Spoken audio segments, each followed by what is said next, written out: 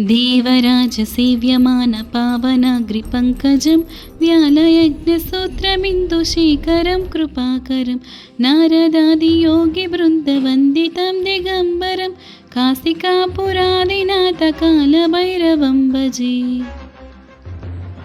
भानुकोटिभास्वरं भवाब्दितारकं परं नीलकण्ठमीप्सितार्थदायकं त्रिलोचनं कालकालमम्बुजाक्षमक्षशूलमक्षरं काशिकापुरादिनाथकालभैरवं भजे।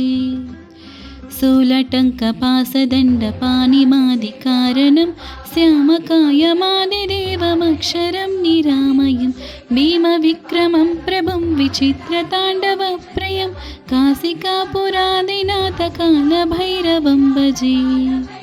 भुक्तिमुक्तिदायकं प्रशस्तचारुविग्रहं भक्तवत्सलं स्थिरं समस्तलोकविग्रहं निक्वनन्मनोज्ञहेमकिङ्किणीलसत्कटिं काशिकापुरादिनाथकालभैरवं भजे।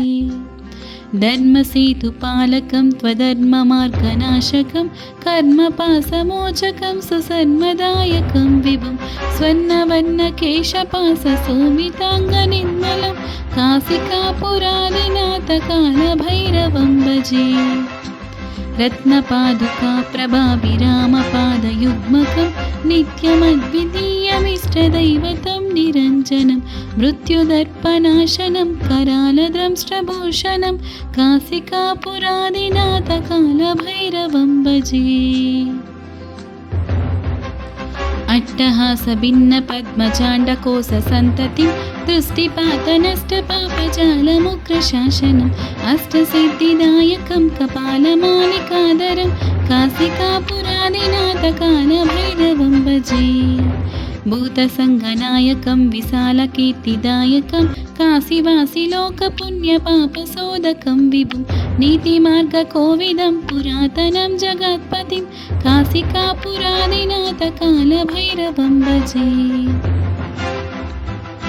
कालभैरवाष्टकं पठन्ति ये मनोहरं ज्ञानमुक्तिसाधकं विचित्रपुण्यवर्धनं शोकमोहलोभदैन्यकोपतापनाशनं ते प्रयान्ति कालभैरवाग्रिसन्निधिं ध्रुवम् काशिकापुरादिनाथकालभैरवं भजे।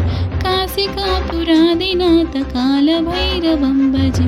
काशिकापुरादिनाथकालभैरवं भजे। इति श्रीमच्छङ्कराचार्यविरचितं कालभैरवाष्टकम्।